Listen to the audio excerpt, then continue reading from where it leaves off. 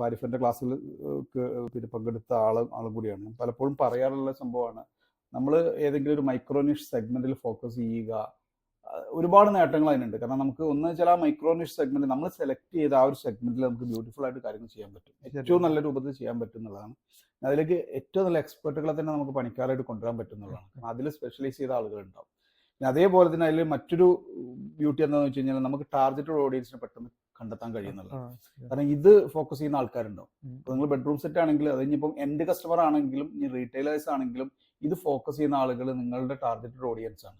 പിന്നെ നിങ്ങൾക്ക് അല്ലാതെ മത്സരം ഉണ്ടാവില്ല, നിങ്ങളോട് മത്സരിക്കാൻ ആളുകൾ ഉണ്ടാവില്ല എന്നുള്ളതാണ്. പിന്നെ വേറൊരാൾക്ക് നിങ്ങളൊരു കോമ്പറ്റീറ്ററായിട്ട് മാറിയില്ല, അവരുടെ ഒരു കോമ്പറ്റീറ്റർ. കാരണം നിങ്ങൾ നിങ്ങളുടേതായ ഒരു മേഖലയിൽ മാറി നിന്നുകൊണ്ട് ചെയ്യുകയാണ്. അങ്ങനെ എല്ലാവരും ശ്രദ്ധിക്കുകയാണെങ്കിൽ, ഇപ്പൊ നമ്മളിപ്പോ പണ്ട് പിന്നെ VKCയുടെ നൗഷാദ് അല്ലെങ്കിൽ VKC പിന്നെ ഒരു എക്സ്പീരിയൻസ് പറയുന്ന സമയത്ത് അദ്ദേഹം പറഞ്ഞൊരു പോയിന്റ് ഉണ്ട്. VKC എന്നുള്ളത് ഒരു സക്സസ്ഫുൾ മോഡലാണ്, ഒരു സക്സസ്ഫുൾ ചപ്പലിന്റെ മോഡലാണ്.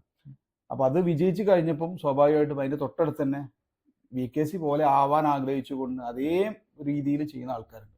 അപ്പൊ അദ്ദേഹം പറഞ്ഞു, അവർ ബിസിനസ്സാണ്, ആ തുടങ്ങുന്ന ആൾക്കാർ ബിസിനസ്സാണ് ആഗ്രഹിക്കുന്നതെങ്കിൽ സത്യത്തിൽ അവർ ചെയ്യേണ്ടത് ഇങ്ങനെയല്ല.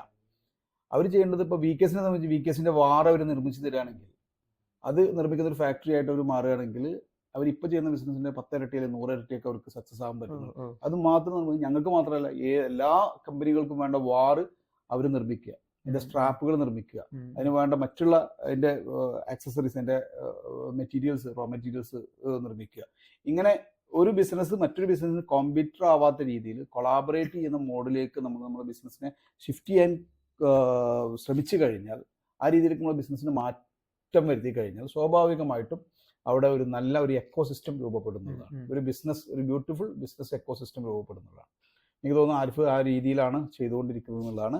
ഓക്കെ, കട്ട് ചെയ്യാൻ മേഖലയാണ്, ഒരുപാട് ക്രൈസിസിലൂടെ പോകുന്ന മേഖലയാണ്. കാരണം അതിന്റെ രീതികൾ മാറി, ആളുകൾ ഫർണിച്ചർ പർച്ചേസ് ചെയ്യുന്ന രീതി മനസ്സാണ്.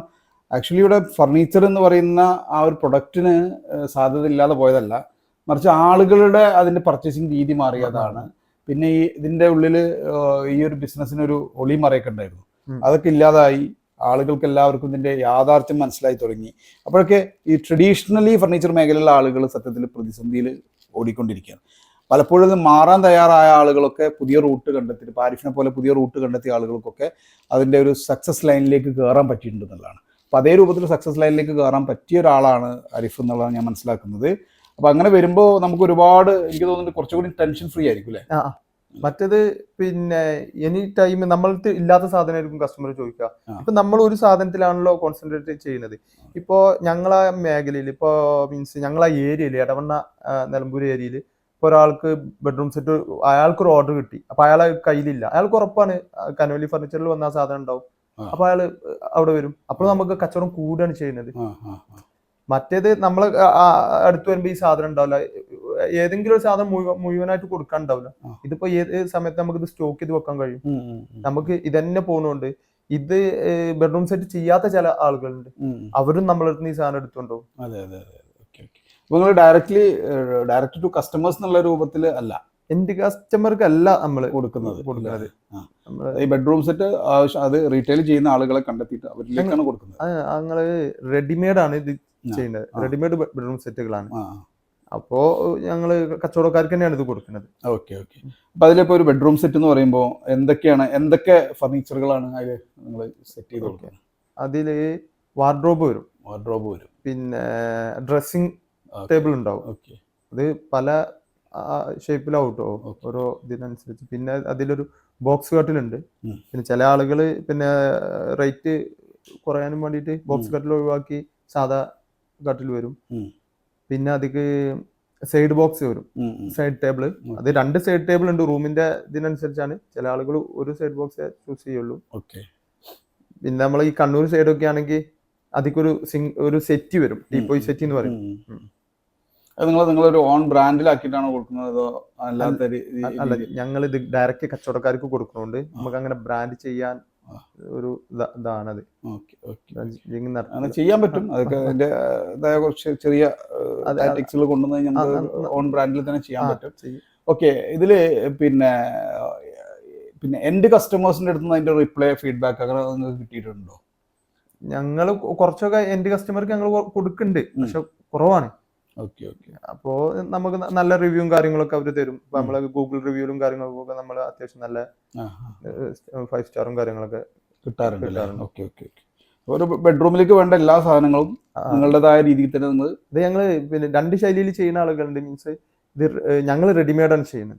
കാരണം ഞങ്ങൾ ഈ കച്ചവടക്കാർക്ക് കൊടുക്കുമ്പോൾ നമ്മൾ അവരെ വീട്ടിൽ പോയി സെറ്റ് ചെയ്യുന്ന ആ രീതിയിലല്ല, ഞങ്ങൾ ഡയറക്റ്റ് ഷോറൂമുകൾക്കാണ് ഇത് കൊടുക്കുന്നത്. പിന്നെ അവരാണ് ഇത് പോയി സെറ്റ് ചെയ്യുന്നത്. ഡയറക്റ്റ് പോയി റൂമിൽ അത് പിന്നെ ഞങ്ങൾ ചെയ്യുന്ന രീതി റെഡിമെയ്ഡും അല്ലാതെ ഫിക്സഡ് ആയിട്ട് ചെയ്യുന്ന ആളുകളുണ്ട്. ഞങ്ങൾ ചെയ്യുന്ന രീതി ഇങ്ങനെയാണ്. അതെ അതെ. ഓക്കെ. ഞാൻ കൺസ്ട്രക്ഷൻ മേഖലയിൽ വരുന്ന 10 വർഷം എന്താണ് സംഭവിക്കുക, ഏതൊക്കെ രീതിയിലാണ് കൺസ്ട്രക്ഷൻ മേഖലയിലെ ആളുകൾ ജനങ്ങളിലേക്ക് കാര്യങ്ങൾ എത്തിക്കുക, ഈ വിഷയങ്ങളൊക്കെയാണ് ഇന്നത്തെ ബി ടോക്കിൽ നമ്മൾ ചർച്ച ചെയ്യാൻ ഉദ്ദേശിക്കുന്നത്. ഇപ്പോൾ കൺസ്ട്രക്ഷൻ മേഖല എന്ന് പറയുന്നത് നമുക്കറിയാം, ഒരുപാട് വ്യത്യസ്തരായ പ്രഗത്ഭരായ വൈദഗ്ധ്യമുള്ള ആളുകൾ ഒരുമിച്ച് വരുന്ന ഒരു മേഖലയാണ്. അപ്പോൾ അതിൽ ജീനിയസുകളെ, എക്സ്പേർട്ടുകളെ സൊസൈറ്റിയിലേക്ക് കോൺട്രിബ്യൂഷൻ കൊടുക്കാൻ കഴിയുന്ന, വ്യത്യസ്തമായി ചിന്തിക്കുന്ന, മൈക്രോനിഷ് മേഖലയിൽ ഫോക്കസ് ചെയ്യുന്ന ആളുകൾ, സീരിയസ് ആയിട്ട് ബിസിനസ്സിനെ കാണുന്ന ആളുകളെയാണ് നമ്മൾ ഈ ഒരു വീഡിയോ മാഗസിനിലൂടെ നമ്മൾ പരിചയപ്പെടുത്താൻ ഉദ്ദേശിക്കുന്നത്. 1000 വ്യത്യസ്തരായ എക്സ്പേർട്ടുകളെ കേരള സമൂഹത്തിന് പരിചയപ്പെടുത്തി കൊടുക്കുക, ലോകത്തിന് പരിചയപ്പെടുത്തി കൊടുക്കുക എന്നുള്ള ഉദ്ദേശമാണ് നമ്മുടെ ഈ ഒരു പ്രോഗ്രാമിനുള്ളത്. ഇന്ന് നമ്മുടെ കൂടെ ആരിഫാണുള്ളത്. ആരിഫും ഒരു പ്രത്യേക മേഖലയിൽ സ്പെഷ്യലൈസ് ചെയ്യുന്ന ഒരു വ്യക്തിയായതുകൊണ്ടാണ് ഈ ഒരു സീറ്റിൽ അദ്ദേഹത്തിന് ഇരിക്കാൻ അവസരം കിട്ടിയത്. ഫർണിച്ചർ മേഖലയിൽ കുറേ കാലം വർക്ക് ചെയ്ത ഒരാൾ. ഇപ്പോൾ അദ്ദേഹം ഒരു ബെഡ്റൂം എന്നുള്ള സെഗ്മെൻറ്റിൽ ബെഡ്റൂമിനെ എങ്ങനെ മനോഹരമാക്കാം, ബെഡ്റൂം മനോഹരമാക്കുന്ന കാര്യങ്ങളെക്കുറിച്ചാണ് അദ്ദേഹത്തിന് പറയാനുള്ളത്. അദ്ദേഹത്തിൻ്റെ അനുഭവം വെച്ചിട്ടാണ് അദ്ദേഹം സംസാരിക്കുക. അപ്പോൾ തീർച്ചയായിട്ടും welcome to be talk. Okay okay. അപ്പോൾ ആരിഫ് ഒന്ന് ജസ്റ്റ് ഒന്ന് പരിചയപ്പെടുത്തിക്കോ, എങ്ങനെയാണ് ഈ ഒരു ഫർണിച്ചർ മേഖലയിലേക്ക് വന്നത്, ഒരു ചെറിയൊരു ബ്രീഫിംഗ് നടത്താം. Okay okay okay. അപ്പോൾ എൻ്റെ പേര് ആരിഫ്, വീട് നിലമ്പൂരാണ്. ഫർണിച്ചർ മേഖലയ്ക്ക് ഞാൻ ആദ്യം ഒരു പോളിഷ് വർക്കറായിട്ട് കയറി വന്നതാണ്. പിന്നെ ക്രമേണ പോളിഷ് വർക്ക്, കുറച്ചു കാലം പോളിഷ് വർക്ക് എടുത്തതിന് ശേഷം ഒരു 2016 ഞാനും എൻ്റെ ഒരു സുഹൃത്ത്, ആള് ഒറിജിനൽ ആശാരിയാണ്, കാർപ്പൻ്ററാണ്. അപ്പോൾ എനിക്ക് പോളിഷ് വർക്കും അറിയാം. അപ്പോൾ അങ്ങനെയാണ് ഈ മേഖലയ്ക്ക് കയറി വന്നത്. Okay okay. അപ്പോൾ ഇതിക്ക് ഒരു ബിസിനസ് എന്നുള്ളൊരു മൈൻഡൊന്നും ഇല്ലായിരുന്നു. എന്താണ് ബിസിനസ് എങ്ങനെ കാണണം അതിൻ്റെ കാഴ്ചപ്പാടൊന്നും ഇല്ലായിരുന്നു സത്യത്തിൽ. നമ്മളൊരു എന്താ പറയുക, നമ്മളെ തൊഴിൽ മേഖലയിൽ പിടിച്ചു നിൽക്കാൻ പറ്റാത്തൊരവസ്ഥ വന്നപ്പോൾ ഇന്ത്യക്കാരുടെ അതിപ്രസരം കൊണ്ട് തൊഴിലാളികൾ കണ്ടമാനം വന്നു. അപ്പോൾ നമുക്ക് വേണ്ട പോലെ നമുക്ക് വർക്കിനുള്ള ഒരു കൂലിയോ കാര്യങ്ങളൊന്നും കിട്ടാത്തൊരവസ്ഥ വന്നപ്പോൾ എങ്ങനെ ഈ പിടിച്ചു നിൽക്കാൻ വേണ്ടിയിട്ട് ഉണ്ടല്ലോ നമ്മളൊരു പൊരുതല്, അങ്ങനെയാണ് ഇത് സ്റ്റാർട്ട് ചെയ്തത്. അന്ന് ബിസിനസിനെ കുറിച്ച് ഒരു കാഴ്ചപ്പാടൊന്നും ഇല്ല കേട്ടോ. മീൻസ് നമ്മളിത് തുടങ്ങി ഈ കാര്യങ്ങൾ കഴിഞ്ഞു പോകണം, ചെലവ് കാര്യങ്ങൾ കഴിഞ്ഞു പോകണം എന്നില്ല ഒരു കാഴ്ചപ്പാടിൽ തുടങ്ങിയതായിരുന്നു. അപ്പൊ അങ്ങനെ ഞങ്ങൾക്ക് രണ്ടാൾക്ക് ഈ വർക്ക് അറിയുന്നുണ്ട്, മാക്സിമം ഞങ്ങൾ അത്രയും ഇതില് ഡെഡിക്കേഷൻ ഉണ്ടായിരുന്നു. അപ്പോ ഇതില് കളത്തിലൊന്നും കാണിക്കാതെ മാക്സിമം വൃത്തിക്ക് മത്സരിക്കാൻ പോകല്ല. സത്യം പറഞ്ഞാൽ അങ്ങനെയാണ്. അതായത് ഈ മേഖലയിൽ ഭയങ്കര മത്സരമുള്ളൊരു മേഖലയാണ് ഫർണിച്ചർ മേഖല എന്ന് പറയുന്നത്. ഞങ്ങൾ ആരോടും മത്സരിക്കാൻ പോകല്ല. അതായത് റേറ്റ് കുറച്ച് കച്ചവടം കൂട്ടുക, അതൊന്നും റീറ്റെയിലിംഗ് ആണോ നിങ്ങൾ ചെയ്തിരുന്നത്? അല്ലല്ല, ഞങ്ങൾ തുടക്കം മുതലേ ഹോൾസെയിലാണ്. റീറ്റെയിൽ ചെയ്യുന്ന ആളുകൾക്ക് നിങ്ങൾ മാനുഫാക്ചർ ചെയ്ത് കൊടുക്കാന്നുള്ളൂ. ഓക്കെ. അത് രണ്ടാൾക്കും രണ്ട് വർക്കും വൃത്തിക്ക് എടുക്കാനും എടുപ്പിക്കാനും അറിയുന്നുണ്ട്. ഞങ്ങൾ ഈ മേഖലയിൽ പെട്ടെന്ന് കയറി വന്നു. ഓക്കെ. പിന്നെ ഇതുപോലെ ഓരോ ബിസിനസ് ക്ലാസ്സുകളും കാര്യങ്ങളും അറ്റൻഡ് ചെയ്യുമ്പോഴാണ് ബിസിനസിന്റെ എങ്ങനെ നീങ്ങണം, ഇതിന്റെ സാധ്യതകൾ, കൂടുതൽ മുന്നോട്ടുള്ള സാധ്യതകളൊക്കെ നമ്മൾ മനസ്സിലാക്കുന്നത്. അപ്പോൾ തുടക്ക സമയത്തിൽ നമ്മൾ ഒരു ഫർണിച്ചർ എന്നുള്ള നിലക്ക് എല്ലാ ഫർണിച്ചറും ചെയ്യുന്ന ഒരു സിസ്റ്റം ആയിരുന്നു. കസ്റ്റമർ എന്താണോ ആവശ്യപ്പെടുന്നത് അത് ചെയ്യുന്ന ഒരു രീതിയായിരുന്നു. ഓക്കെ. പിന്നെ ഇങ്ങനെ ഒരു 6-7 വർഷത്തിന് ശേഷമാണ് ഏതെങ്കിലും ഒരു ഐറ്റത്തില്, 1-2 ഐറ്റത്തില് പിന്നെ നമ്മള് കൂടുതൽ ശ്രദ്ധ ഫോക്കസ് ചെയ്യാൻ.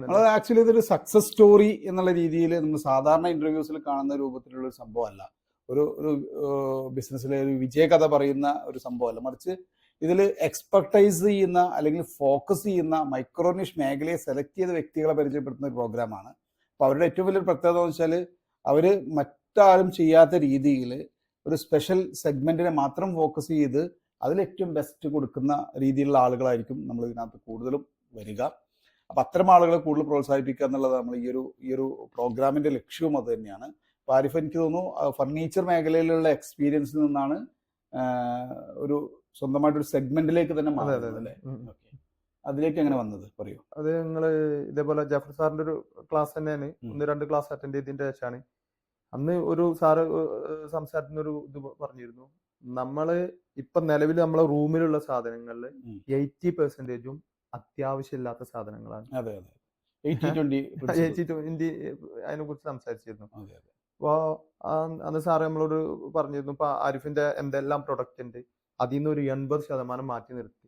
ആ, എന്നാൽ കാരണം അന്നും നമുക്ക് നല്ല കച്ചവടം ഉണ്ടായിരുന്നു. അതെ. പക്ഷെ ഇന്ന് അന്നത്തതിലും വർക്കേഴ്സ് നമ്മൾ കുറവാക്കി, ഉം, ഉം. പ്രൊഡക്ഷൻ കൂടി. അതെ അതെ കാരണം ഏതെങ്കിലും ഒരു സാധനം മാത്രം ചെയ്യുമ്പോൾ ഉം. ഇവർക്ക് ഇത് ഫാസ്റ്റ് ആയിട്ട് ചെയ്യാൻ കഴിയും. അതെ അതെ പിന്നെ അന്ന് നമ്മൾ എല്ലാം കൂടി ചെയ്യുമ്പോൾ നമ്മളോട് ഒരു കസ്റ്റമർ പറയാണ് ഒരു ബെഡ്റൂം സെറ്റ് വേണം, അല്ലെങ്കിൽ ഏതെങ്കിലും ഒരു സാധനം വേണം എന്ന് പറയുമ്പോൾ അപ്പൊ അത് നിലവിൽ നമ്മളെ കയ്യിൽ ഉണ്ടാവില്ല. പക്ഷെ ഇന്ന് സ്ഥിതി അതല്ല. ഇന്നിപ്പോ സാറ് പറയാ, പിന്നെ ഒരു കസ്റ്റമർ വിളിച്ചിട്ട് ചോദിക്കുക, ഒരു 2 ബെഡ്റൂം സെറ്റ് ഉണ്ടോ 3 ബെഡ്റൂം സെറ്റ് ഉണ്ടോ ചോദിച്ചാൽ ഓക്കെയാണ്. അതെ നമ്മള് അപ്പൊ ഇത് ഏതെങ്കിലും ഒന്നിൽ കോൺസെൻട്രേറ്റ് ചെയ്യുമ്പോൾ നമുക്കിത് കാര്യങ്ങൾ നല്ല ഫാസ്റ്റ് ആവും, വർക്കും പക്കയാവും, അതെ നല്ല അതെ പെർഫെക്റ്റ് വർക്കാവും. കാരണം ഇവർക്ക് മറ്റൊന്നിനെ കുറിച്ച് ചിന്തിക്കണ്ടല്ലോ, ഈ ചിന്തിക്കേണ്ട ഒരേ അളവ് ഒരേ കാര്യങ്ങള്. അപ്പോ ഇതിൽ കസ്റ്റമൈസ്ഡും നമുക്ക് ചെയ്തു കൊടുക്കാം. ആ.